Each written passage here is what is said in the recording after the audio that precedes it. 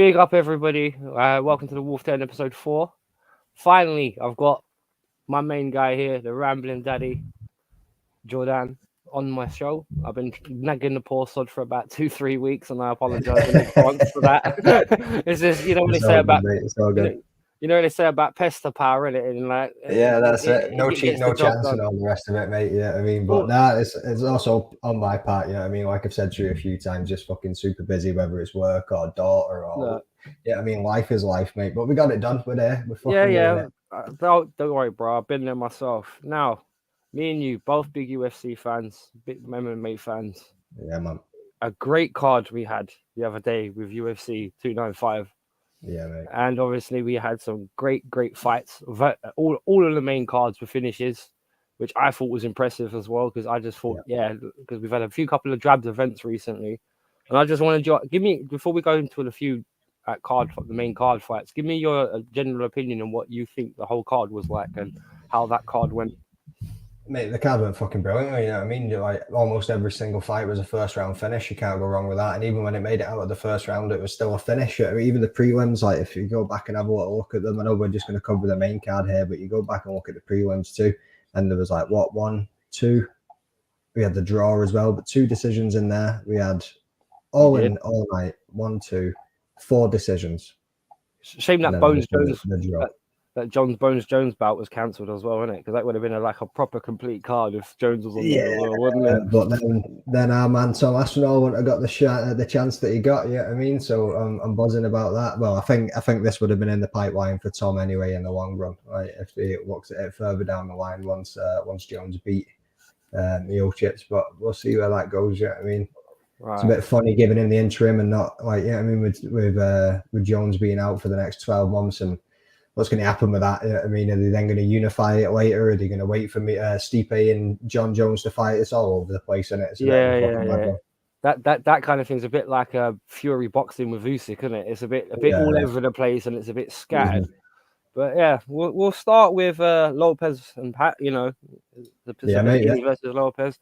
What did your thoughts on that fight? Because we had a finishing that as well.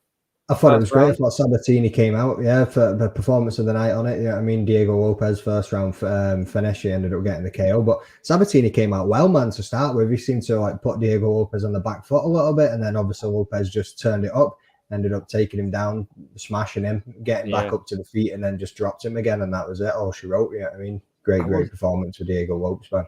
I will say that actually, one thing I will say about all the knockouts are pretty vicious. Maybe the most controversial one, probably the stoppage, probably being right in the last fight, but pretty much all the rest of them, when they were stopped, they were clean cut, and it was clear KOs. You know. Yeah. But I like that the Sabatini Lopez fight. I thought it was quite good, and I can never pronounce that. Frevelio versus Denise. What was your Frivola? Sorry, Frivola. Fucking out. Frivola. Matt Frivola. That's it. Frivola. Yeah. I can't do the foot of it. Benoit Saint-Denis, mate, fucking incredible. I actually thought that it was going to be fight of the night. They got obviously Benoit got performance of the night for that head kick, but it was a funky, glancing kind of head kick. It was like it was his big toe that knocked him out, catching him on the temple. That's what I was saying. It went straight there, didn't it? It just kind of. But it was as Frivola was circling out. He took a liver shot before it, so was he respecting the liver shot and not wanting to get hit, so kept his arms low, because circling out, he should have put his arms up a little bit, protected that chin, protected his temple a little bit more. But obviously Benoit Saint-Denis an absolute fucking monster too. It was, but the thing is, it's funny you said that, because he seemed to, when he got kicked, he seemed to be like you said, he was trying to circle away and he just didn't see it coming. And as you said, literally, it's almost like the big toe just went donk. Dump. Yeah, it was like a glancing big toe on it. It was a mad one, but great performance. I thought Frivola was doing well before that point. Yeah, I mean, I thought, if these two can go back and forward for the next round or two, this is going to be a very, very interesting fight. But then out of nowhere, as he was circling out, boom, head kick. That's it. That's all she wrote. But yeah, great fucking performance for Benoit Saint-Denis. It'd be interesting to see where he goes next year. I mean, he's on I think 6. How many fight win streak has he had now? It's been crazy. What's going on? Yeah, 1, 2, 3, 4, 5 fight win streak that he's on. I was just going to say 6, but no. Yeah, I thought it was 6, but no, it's 5. Yeah. So we'll see where he moves up. Obviously, they dropped the rankings today Frivola's been kicked out completely. They've put Benoit in. Where they put him in at now? Let's have a quick look at that. So it's a bit of a mad one to just drop Frivola right out of the rankings too, because they've still got the likes of RDA in there, which is, I mean, like RDA doesn't even fight in lightweight anymore. He's a welterweight now, and it's like kick him out. You've got Benoit Sandin, he came in at rank number 11, and they've dropped Matt Frivola out of the top 15 completely. Drew Dober's still sitting there in 15th, and he got beat by Matt Frivola. You know what I mean? Like, what was Matt ranked before Saturday? I think he was 11th. Oh right. Then that's where Benoit's sending. He's gone in, but they've just kicked Matt right out. Strange one, like. You know what it's like, innit? As soon as you lose a fight, you're in a downturn. That's anyway. Adios. Well, not really. I mean, he's Matt Frivola too. He's been on a bit of a tear up until this one, and he got caught with that glancing head kick circling out. So it wasn't even like a bad loss yet. I mean, it's a funky one to just it wasn't. That kick, as I said, it just like he was trying to pull away, like you said, but it's just like he just didn't see it coming. That was all, and then bang, and that was what took him out. But about Jessica and Lerner versus Mackenzie Dern, what did you think of that? Mate, I thought that was my fight of the night. Yeah, that was my fight of the night as well. I got performance of the night, never got fight of the night. It did go 2 rounds or most of the way into the second round anyway, but Mackenzie Dern looked a bit off. Yeah, I mean, I don't know if it was like the hype of the moment and everything getting to the build up of the fight, if they made it like a bit too big. You know what I mean? But yeah. Jessica Andrade looked fucking phenomenal, man. She's got power. She stayed in. Do you know what I mean? She was patient. She took her time. Yeah. Stayed in close and just waited. Always looked composed as well, even when she was getting punched in the face. That's what I liked about it, because I said that to Ola as well, actually, on their watch along, because we were all watching it together. Yeah. And I said to him on the way in, she looked very confident. She looked very, because you can tell when you can look in someone's eyes and they've just got that laser focus. Concentration. Yeah. Uh-huh.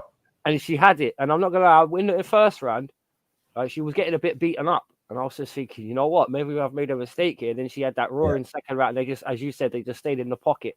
And they just started exchanging and throwing punches. Swinging. Even when, hats off to Dern as well, though, even though when she was rocked, you know what I mean? And she was kind of on the back foot, she was still trying to swing for Andrade too. Like, so Jessica Andrade is that was one of the reasons why that was my fight of the night, because one thing about it, like you said, even when both of them arguably you could say they both they both stayed in the pocket and continued to smash it out, which we all love those kind of gutsy heart performances, don't we? That's sort of like Rocky shit where you're just standing there taking blows and you're just throwing if we weren't going off the main card, the prelim fight of the night was at Nazim Sadikov versus Borshev, mate. That was an absolute banger.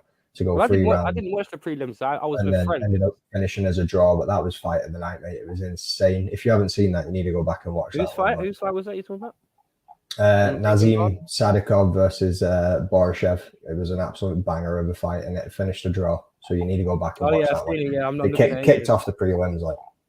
Yeah. I'm looking at the result now. Yeah, I'll go and check that out when I got a chance, because I was with. But we got performance of the night in every single fight on the main card, which is insane. You don't see that often.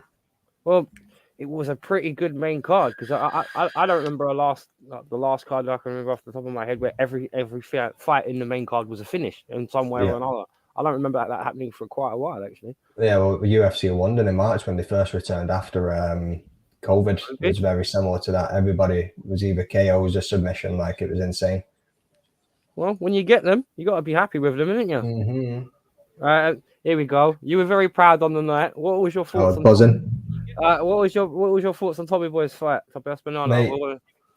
Very proud on the night. Very proud now. Yeah, I mean, absolutely buzzing. The man from the Northwest got it done, just like Bisping. Yeah, I mean, short notice, 17 days notice. And then he actually come out and said, I've not been able to train for the last week and a half, because after a few days of finding out, he ended up pulling something in his back. So he had like 5 days of a camp, and he's gone in there. All of this pressure on him, everything, like, I mean, the whole country behind him, like, see the build up for it and seeing some of the media work that he'd done, it just got you right in the fields and ready for this. But Tom is another fucking level, mate. He's another beast. John Jones does not want the smoke, because he'll ruin his legacy. You're going that far, you're pushing his name out that much. And pushing his name out that much, mate. Tom Aspinall is probably the man that will defeat John Jones. He's fast, I mean, like lightning fast for a heavyweight. He's got power. He's powerful, that's what I was about to say. I mean, he can knock anybody out. His grappling is there. It's not like Jones ain't going to be able to walk in and treat him like he did Cyril Gaines. I mean, He's just gonna walk in and just like, mate, if he goes down to the ground, Tom could submit him too, or get him back up, get back onto the feet, and he can KO him. Like, mate, honestly, Tom Aspinall will be the heavyweight champion once he gets this unified for a long, long time. I don't see anybody in that division beating him right now. I'd like to see the Curtis Blades fight run back and let him get that one back, because obviously that went down to the injury, you know what I mean, but went down as a loss, which is unfortunate. I put it up on Twitter yesterday. Was it yesterday? Maybe the day before. Tom Aspinall won the heavyweight interim fight for only fighting for 16 minutes and 26 seconds. If you combine all of his fight time, 16 minutes, 26 seconds, excluding the... Wait. 16 minutes? He's all of his 16 fights? 16 minutes. All of his fights combined. Excluding the Curtis Blades fight, 16 minutes and 26 seconds. I think, how many fights has he had? That is insane. 8. That was his 8th fight on the weekend there. Crazy, but great performance. I mean, he got caught at one point. Said that his fucking gum shield did come out a little bit, but obviously he done well to circle out of there, move back a little bit, keep the head at range. You know what I mean? Because Sergey Pavlovich lands a big, heavy dig man. You don't want to be taking too many of them. So he ate one of them. He circled his way out, bit of head movement. He was cutting off the angle and landing the big shot that he needed to do. And Sergey went, whoop. You know what I mean? He did a Sergey Pavlovich to Sergey Pavlovich. It was unbelievable. Well, the thing is with Tommy, you could tell once he settled, which is quite quickly, because for me it just took a couple of minutes to settle. They were exchanging a little bit, and then when he started to really get comfortable and find his range, he just started to land bombs on him. Yeah, well, he started off with them leg kicks, didn't he? The calf kicks, and that was all part of the game plan he was saying. So he was really weighing into them as well. You could see he was doing it with some power. Like Pavlovich was getting caught with him, and he was like, shit, because obviously you want to try and take the man's power away from him. If you can get that lead leg damaged a little bit, it's going to work for you in the long term. But I'd never seen that fight getting out of the first round, to be honest with you. Yeah, you're right. They were just throwing bombs at each other, and yeah, you could tell it was one of those. It wasn't going to go too long. Not when you were hitting each other the way they were hitting each other. No, I know, mate. I know. It was a good fight, and obviously we're all proud that a Brit finally become another champion, because they haven't had enough Brits as champions in the USA. I think there's only with him now. I think there's only been 2 or 3 at maximum. 3, yeah. So you got Mike Bisping, Leon Edwards, and now Tom Aspinall. We need more, man. We need to show these Americans. Arnold Allen next year. I mean, that's what I'm waiting on. Big Arnie Allen getting back up there. Obviously, one more fight. He's just announced the Evloev fight. He can beat him, which he's putting it on the line. Yeah, I mean, Arnold Allen's currently ranked 4th.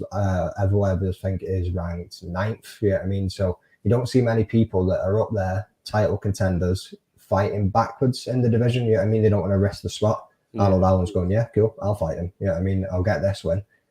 Poirier getting to skip Max Holloway, the gatekeeper, and jump straight in for a Volkanovski championship fight. Once Volk absolutely destroys him, because obviously Volk's just lost that fight against Islam's going to come back with a vengeance. Yeah, you got knocked out last week. I think Arnold Allen will be able to get in there once he beats Evloev with a title shot after Poirier and Volk's all done and said. Yeah, because Volk said, didn't he, when he said in the post fight, he said how disappointed he was in his performance. He thought he'd go a lot better and do a lot more, because was it first round? 10 days notice. What are you going to do? Yeah, first round head kick knockout. What are you going to do? Though? 10 days notice against Islam. Well, we're not all Terence Bellello, can we? Like, do it within 10 hours. Yeah, exactly. 10 hours. Again, getting back to what we were talking about, hats off to Tom Aspinall. Went in there very short notice with a bad back, barely any training camp, and got the job done in spectacular fashion. And then, like you said, some heavy shots he landed when he hit the floor as well, mate. You know he did. Absolutely decked him. That's one thing about Saturday. There was plenty of heavy shots. Plenty of them scattered all around the arena. And of course, being at Madison Square Garden, it's a home of great sporting events. So, yeah, and obviously, because we've got Alex Pereira as obviously in jury. How did you see that fight? I had Jerry, man. I thought he was gonna come in and kind of dance around him, because he's always kind of light in his feet. He usually has a wide stance, you know what I mean, which I thought he might adjust and won't come in with a wide stance against Pereira, especially with his leg kicks. But he came in and he ate some heavy leg kicks. So I think once Pereira started landing them, it was just a matter of time, wasn't it? You know what I mean? It was like he's going to catch him with this left soon enough. Well, the thing is, Jury, he started off well, didn't he? Because he was controlling the octagon, he was staying in the middle, and he was pushing Pereira to the sides. Well, I think it was good. He was pushing into the cage, wasn't he? Like you were saying, but he was landing that overhand right. He was being successful with the uppercuts. He was like, yeah, I mean, he had what's the word I'm looking for? Like, he varied his strikes. It wasn't just like the same thing over and over again. You know what I mean? He was trying to mix it up a little bit. He was trying to get some volume in there, and he was trying to move around. But once Pereira had him up, once he had Pereira up against the cage, and he saw his opportunity, because Pereira doesn't seem to put that much into it, but he's got wicked power. Yeah, I mean, it's just a quick bump, bang, and that left came in. He went right. It was left, a very boom. short left, didn't it? It was just short. It's not because in the watch along he called him the 1 inch destroyer. I think when he said about how he can generate that short amount of power from like here to here, and he can still like completely KO you with it. Like that was but the thing it'd be interesting to see what he could do with a fucking full swing. Yeah, I mean, see what type of damage he does with that kind of shit, man. Like, well, you know what made me laugh actually. What impressed me most was Pereira, because for me, I know it was was it 2.5 rounder. It started off very much Jury won the first round for me. Yeah. And obviously, as you just quite rightly said, that Pereira tried to land some leg kicks on him, and he gave him a little bit of a limp. But it wasn't really. You could see Jerry was respecting those leg kicks coming out of the first. Oh yeah. Man. Yeah, I mean, he hurt him with those leg kicks straight off the bat. Definitely, 100%. And you could tell in the second round, or was it because he started to get? I reckon he started, because me and Naz, you know, our lovely Nazi, the Moroccan, we reckon that he had that maybe in the back of his head that my legs hurt. He panicked a little bit, and maybe he tried to end the fight at the end of the second. Yeah. Just to get like, because obviously, you know, as I did, as you just quite rightly said, when you got no legs, you can't strike. Yeah. Because you can't. That's what it was like. It seemed like he hurt him when he landed the overhand, and it kind of backs Pereira up against the cage. It was like, he's stung him a little bit there, so let's go in, because you seen him try to up the volume and try to get in and pushing him, like you say. Maybe he was looking to try and end the fight. Yeah, I mean, but it was never going 5 rounds anyway. We know that for a fact. But you can't take it away from Pereira. I think it was like 12 months to the day. Like, I think he was 1 day away from when he beat Izzy the first time and won the middleweight strap. And I was won the light heavyweight strap within 7 or 8 fights himself. He's double champ now, isn't he? Yeah, well, he's not. Once you're champ, you're always champ, but he's not simultaneous double champ. But yeah, you could say double champ. Yeah, I mean, he's not holding both belts at the same time, because Izzy took it back off him, and then obviously Strickland took it back off of. Strickland took it off Izzy. Sorry, not back off him. But I'm looking forward to watching Strickland's next fight, because that guy's got a very in-your-face sort of style, and he doesn't really respect his opponents in what we'd call a traditional sense, because he's always getting in people's faces, and that's probably he just marches you down. Yeah, he does, and I think that's actually a similar thing to what happened yesterday on Saturday, with Pereira. But like you were saying about with the leg kick, Pereira backed him off with the leg kicks, because eventually you could tell that limp was getting bad. He was proper, like by the third, he was trying to switch stance, but he didn't stay switched for more than a few seconds before he'd put his leg back out there. And then Pereira would start hitting it again. Pereira's talking about moving to heavyweight too. Like, mate, if he could go on and win 3 fucking titles, that would be absolutely insane. That's never been done before. I think there's some big boys up there that he might have some trouble with, especially if they put him up against some fucking grapplers. I mean, if he's in there with some wrestlers and some of them bigger boys, he's going to struggle a bit. Yeah, because there's some guys in the heavyweight division and with wide frames. And what was it? What was the fight me and you watching a couple of weeks back when we said a guy was trying to get someone into a choke and they couldn't because their neck was just too big? Almeida and Derek Lewis. Yeah. Derek Lewis was just too thick, man. Yeah, I mean, he couldn't even sink it in properly. Maybe Pereira might do that, mate. Like he'll look like kicking a tree. He can try. Well, I swear he's got a small, he's not small shoulders. Yeah, I mean, but if he went in against some of those heavyweights, he'd probably be a bit more lean and a bit more cut to be able to cut into that gap than what you'd get from the big boys of Almeida and Derek Lewis. Like, you know what I mean? But yeah, there's a few people that they could try and stick him against in the top 10 of the heavyweights to see if he can get in there and get it done. You know what I mean? But I gotta ask you this, because I respect your opinion, and the stoppage at the end of that fight, because the amount of controversy I've seen because of that stoppage. A lot of people were saying, he was still trying to fight back. He was on his knees. He wasn't on his back. Even though he was eating elbows, by the way. And he was eating a lot, and they weren't like grazing him. They were going straight into the temple. You know what I mean? Bang, bang, bang. And the thing is, I actually think that was a really, really good stoppage because, like, when he went down and Pereira went down with him, he went more or less straight into full mount. Now, I don't know about anybody else, but if you've just eaten 10 elbows to your temple, you're not going to be with it. No, if you're getting dropped into full mount too, you're probably just going to get weighed on a little bit more. Yeah, I mean, so exactly. Mate, it's a tough one. A lot of people want to kick off, and obviously Marab jumps in there straight away on Twitter, slagging Mark Goddard. But Mark Goddard's one of the fucking best refs in the promotion, in most promotions. Really, I mean, he refs all over the place. Like, and I think he made the right decision. Even Jerry came out after it and said, "Yeah, I was gone at one point there." Like, so he cracked him.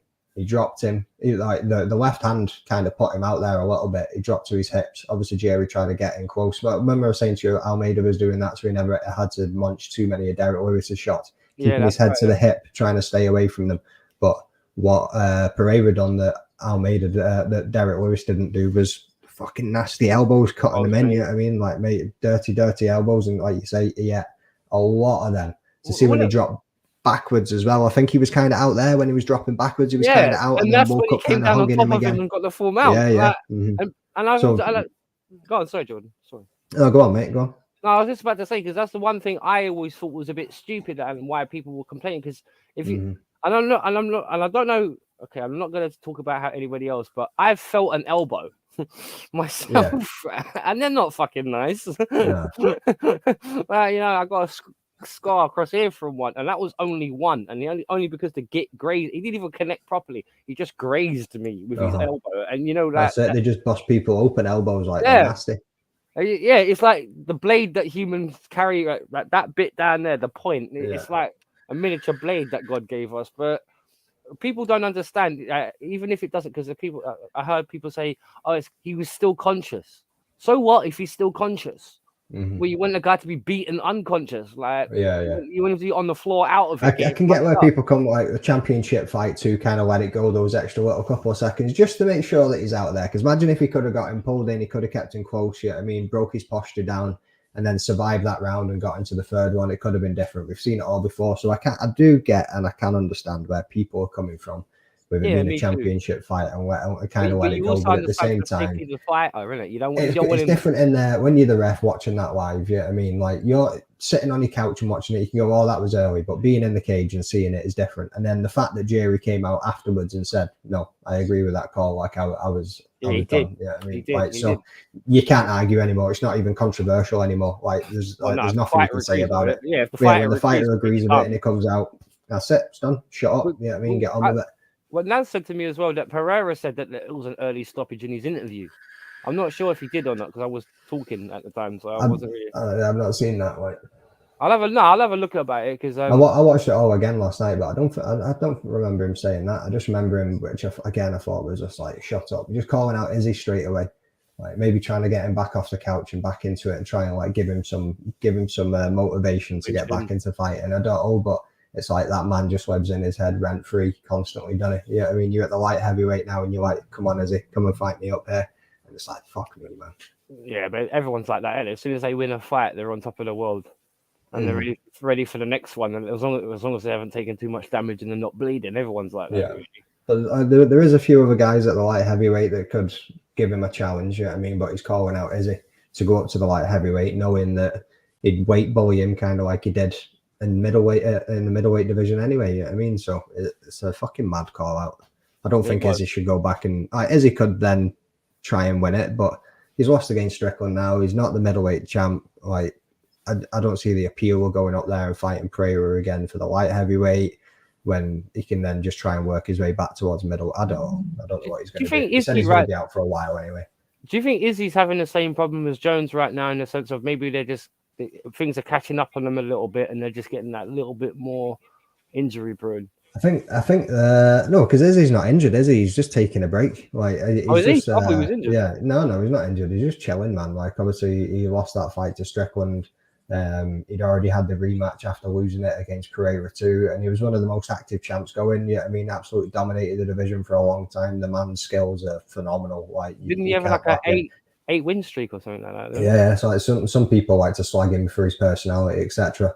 And what if that's the dude? That's the dude. You know what I mean? I like him. I think he's pretty funny at times. He can be cringe as well at times, but who can't when they want to be? You know what I mean? So, Yeah, let him chill. Let him take a year off or so. Let him bulk up maybe a little bit and come back for that light heavyweight if that's really what he wants to do. But how old is he now? Is he in his early 30s?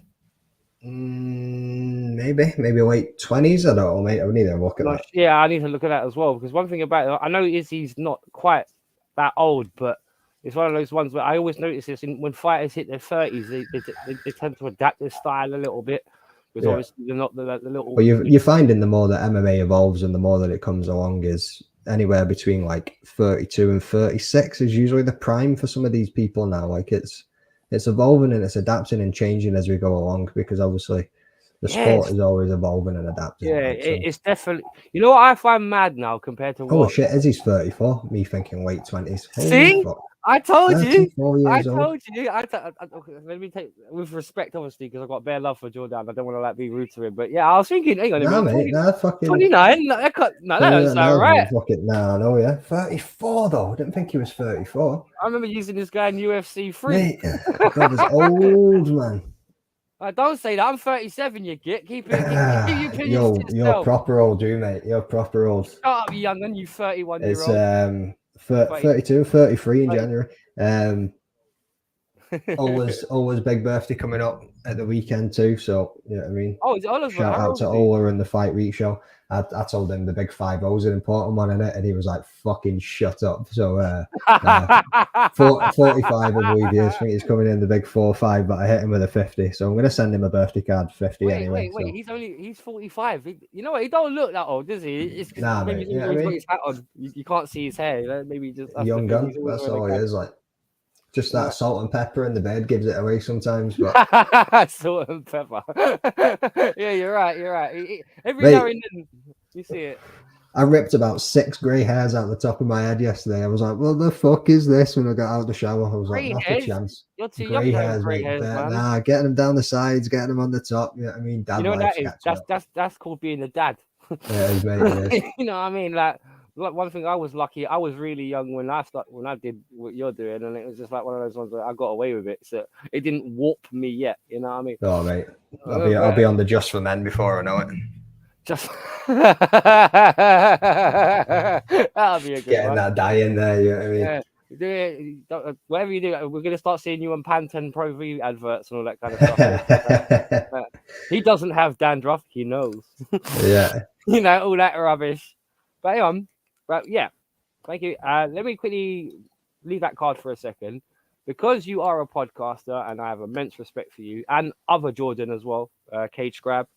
So yeah, man. Out as well. Yeah, you guys are always fun to listen to, always good to watch. You guys always, well, most of the time you guys get your calls right, because a lot of the time you guys share calls. That's what I like about in terms of like when you call fights. Do me a favor. Is there any like prospect or fighter that has caught your attention over the last like maybe 18 or 12 months? Who would you say to watch out for? Because I know you're knowledgeable with this kind of thing, and I'm going to pick your brain a little bit. See, I'm not going to make this easy for you. You drop me on that. Get on here in 5 minutes if you can do it now. So I'm getting my payback. I know, yeah. Yeah, that sounds right. I did say to you yesterday, I'll message you when she's sleeping. Like, so you had fair warning, mate. At least 24 hours. No. But I wasn't expecting this now. I know, yeah. You're my missus now. All right, I'm coming. Sorry, mate. Sorry. That's all right. I'm happy, bro. I'm happy to be talking to you. So go on, prospect. Yeah, go on. Just take a moment. I don't want to rattle your brains too hard, because I know it's like. Really, I'm going to need a moment, mate, because there's a fair few heads that are, you know what I mean, just in and just coming up. Who you personally? Who do you personally like? You don't have to give me like the media's take. Who do you personally like? No, I'm not even thinking for the media's take. I'm even just thinking from who have I liked the look of and who do I think is coming up. And yeah, mate, there's tons of them, aren't there? Yeah, I mean, there is actually. Yeah, there is. There's actually a lot of good fighters coming up now. A lot of youngins that look decent. But as I said, you know what? Yeah, the only division I really think in the UFC really that needs, I think, to get a few more names in it. I was talking with Naz about this. Is maybe the middleweight division, in the sense of, because that used to be like the UFC's premier division in terms of like all the big names all the big fights came out of that division, and maybe I don't know, maybe the Jones era kind of pushed that to one side. a little bit in terms of like you didn't quite have the names and the faces in the middleweight division like you used to. Yeah. I think the welterweight and flyweight divisions have probably got more stronger over the years. Oh yeah, 100%. Yeah, I mean, they used to be. It's crazy as well. You look at like the flyweight, bantamweight, and all the rest of them too. They're absolutely stacked divisions now as well. And then you've obviously got the Shark Tank of the fucking the lightweight division. Yeah, you got some really good names, good faces. The only, to be honest, the only division, and I'm not being horrible when I say this, I think needs a little bit more talent, and I think I touched on this with you guys a couple of weekends ago, was the ladies division. It just needs a bit more of a mix, maybe. I think it gets underrated, man. I think a lot of people like to hate on women's MMA. Yeah, we get a lot of decisions out of them, but these girls are very technical. Oh no, they don't all pack the power like, but some of these fucking women are incredible. I mean, even just look at Dern and Andrade at the weekend. Like, one of the best fights of the night, the way them two are throwing at each other. But a lot of people would have like tuned out and not even bothered watching it. I know, it's sad, isn't it? Crazy. Because I'm not being funny. You've obviously not heard of Chris Cyborg or Amanda Nunes and all these ladies that are devastatingly good fighters. Yeah. No, I'm not gonna say Ronda Rousey. She was just she would just throw you. That was it. Mm-hmm. But I do think that maybe, I don't know. I'm just trying to think actually like up and coming lady fighters in there actually, like in terms of the ladies division. Obviously, I like Jessica, but there's a few others. Oh yeah, there's fucking tons of them in the divisions, man. Like, you just need to keep watching them. That's it.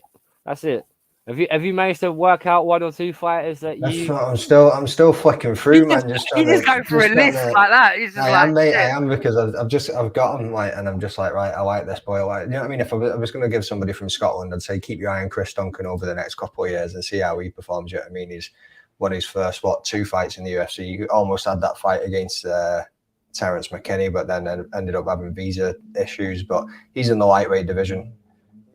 Long haired Yeti says I have to mute because I'm still not caught up. Then why the fuck are you watching it then, you donut? Big up Yeti though. Yeah, I mean, if you think about some young ones as well, we got Cameron Simon, obviously just lost his last fight, but against a man that came in who missed weight. And God, you said about Duncan. Tell me a bit more about Duncan, because there are a couple of people that will watch this and have no idea what. Well, Chris Duncan came through the Dana White Contender Series. His opponent, and he's been through it twice. So the first time, that guy that got fight of the night with the one that I told you to watch at the prelims, he knocked him out in the Dana White Contender Series. So Chris had a fight lined up. His guy dropped out. He then so he made weight for that fight, and then the guy dropped out just before it. So then he had to see what was going to happen. They then offered him Borashev the week later, or 2 weeks later, or something. So he had to make weight again. So he made weight again for that, and then he went in against Borashev, and Borashev knocked him out. But obviously he had to make weight twice before he even got in there. So that was a massive toll to take on your body. So they gave him another shot. Went into the Dana White Contender Series again. And the dude that he was fighting against was licking him up to begin with, like fucking putting it on him. And then Chris came back with a lovely 1-2 and just KO'd him. But if you go back through Chris's career, he is like a knockout artist. He goes in there, he's always game, he's always for it. And then when you look at his first 2 fights, so he won his first fight in the UFC, which was in London. Won his second fight in the UFC again, which was in London. But you can see the improvements. He's training at American Top Team, flying over there, then coming back here. Obviously, when he's been fighting, but you can see the improvements. We've now seen 2 3-rounders out of him too. So you can see what he's doing. He's like a pressure wrestler as well as a phenomenal striker. So it's just somebody to keep your eye on. When you say a pressure wrestler, do you mean in terms of his takedowns, or the fact that he'll always? Yeah. Like when he takes you down, like he's not like Brazil. Like he knows Brazilian Jiu-Jitsu, but when he takes you down and he gets you there, he's like pressure wrestling, and he's going to hold you there and he's going to punish you whilst he's there. His last fight against Yana Lashmoos, like he broke Yana Lashmoos' hand in the first round with a big nasty kick, and then just put it on him for the next 3 rounds. And Yana Lashmoos has got a chin on him not to get put out. To be fair. Not like Hamido a couple of weeks ago when he was just literally hanging off the side. This guy will work it. Yeah, you'll start. Yeah, no, yeah. He'll punish you in the floor. Like. I actually like that. I know this is pretty stupid because everyone will say this, but I like fighters that bang, and like even on the ground in ground and pound.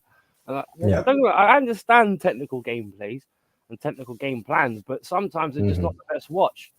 as a fan. So like, you know, without making I me. can see how it gets boring for some people, but if you understand it and know where it's coming from, you can Oh no, enjoy no, it. no. Yeah, if you know what you're watching in terms of if you're watching how these guys are defending, like Yeah. with the amount of media fight, I believe me and you were talking about when you said to me about, yeah, you go, boys, he's just gonna stay on his side and try and choke him out, and I was like, Yeah. yeah, but I do think Lewis was trying to hold his legs because I don't know if people notice this, but whenever Ramondo tried to sneak to his side, Lewis would shut his legs and try and Mm-hmm. pin his leg where it was, so he couldn't move, and just the little bits and pieces.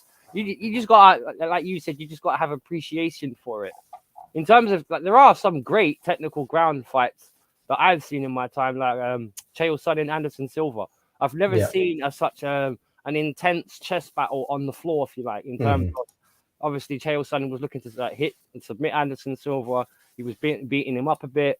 Anderson Silva was still throwing those elbows off the back, and he was landing as well because he was. I've never seen anyone beat someone up from the bottom. That's Well, we've weird. seen a few people get knocked out from the bottom now as well, which Well, is a bit now, insane. yeah, Like, but back then it was unprecedented. yeah, it was, yeah.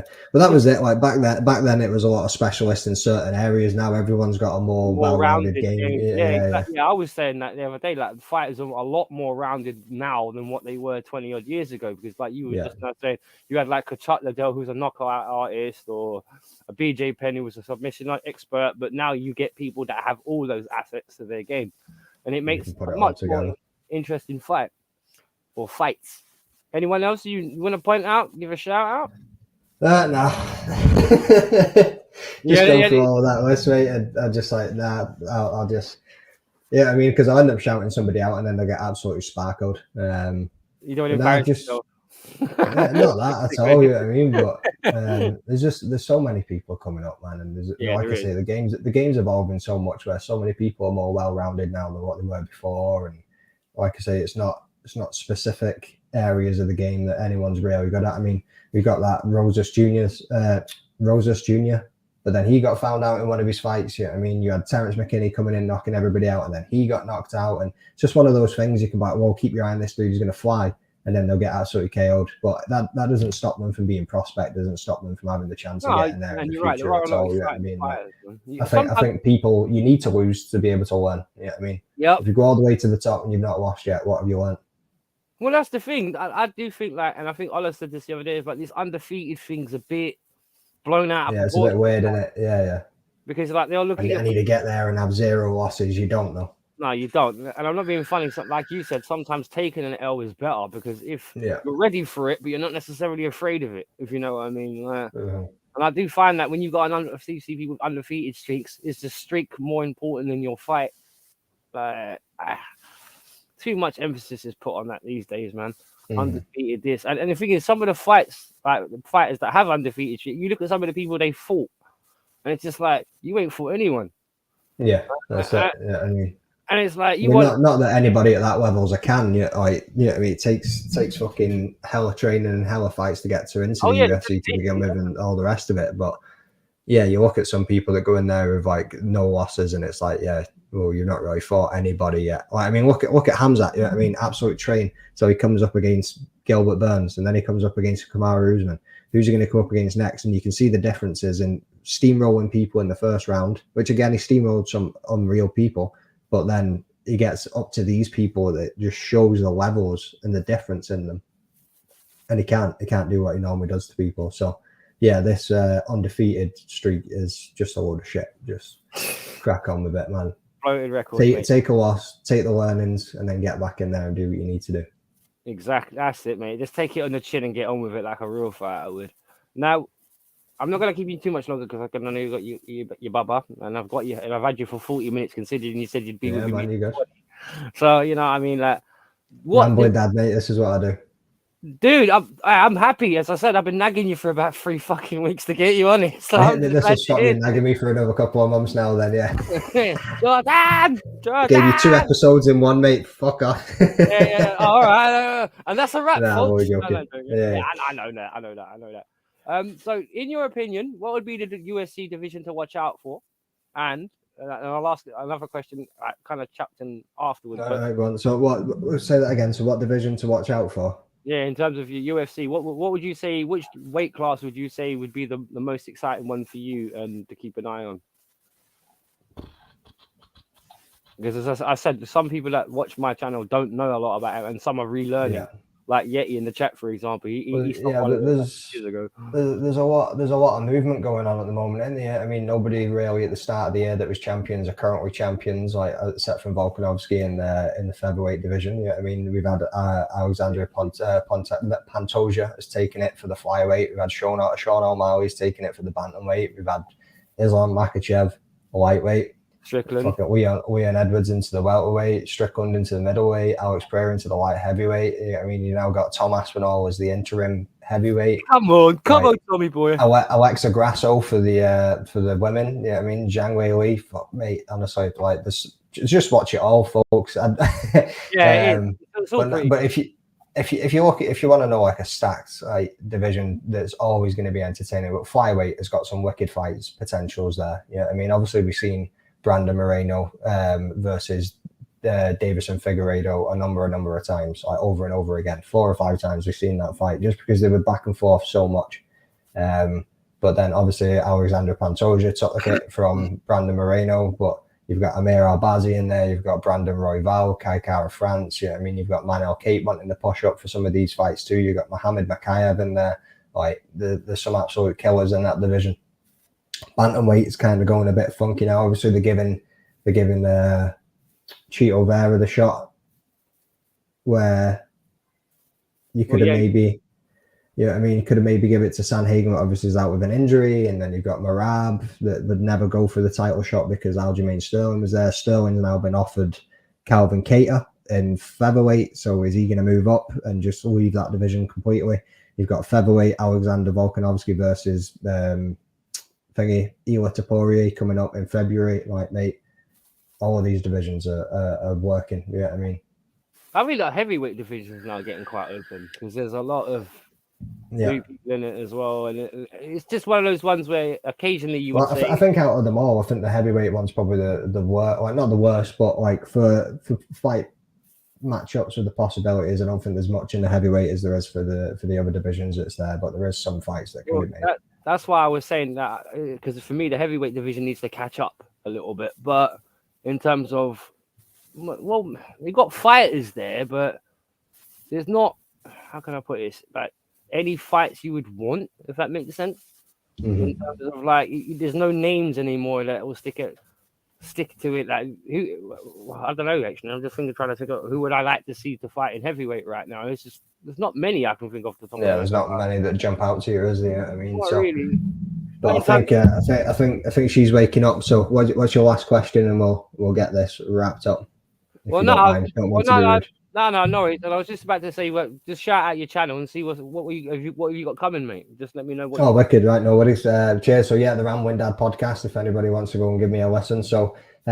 Because of daddy duties and the way that my work schedule has been, I've not been able to do many pre-fight, post-fight podcasts, but I'm going to try and start getting back into them a little bit more. It's usually just solo me. I bring up the card in the background to discuss what's going on. If you want to start doing bits with me, because I want to. Like that's what I always say to people if I can find the time. But usually, given how fucking stressful and busy my life is, I just do it on the whim. If I get 10, 15 minutes here, I'll jump in and try and get it done. Yeah, I mean, but I'll give you a shout at some point, man, and get you on and we can run through one. But I got that, and I'm currently in the middle of just speaking to some fighters in the background and trying to set up dates and times for interviews.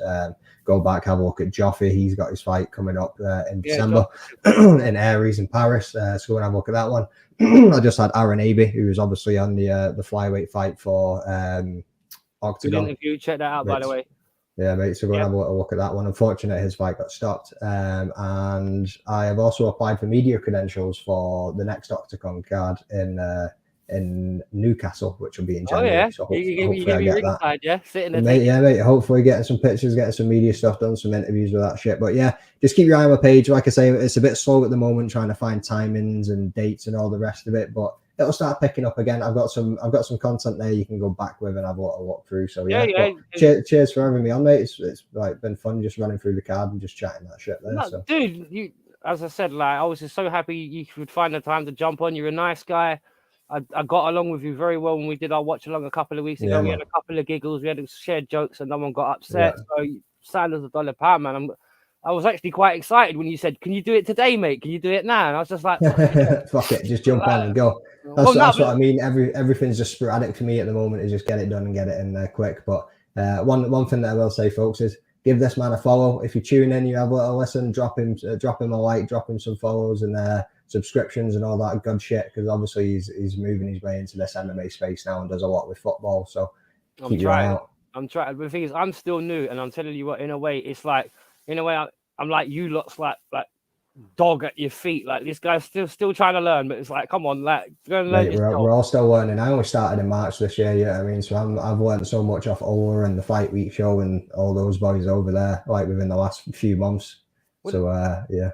Well, that's what it is, mate. Just learning and promoting each other and helping each other out. Like we're all in this for the same thing. Yeah, I mean, networking. Hence that's it, mate. And just let everyone just do their things together. But anyway, if he's got his brother crying or he needs to go, I'll just say thank you, Jordan, for your time. It's been an absolute pleasure, my brother, and hopefully you can come back soon.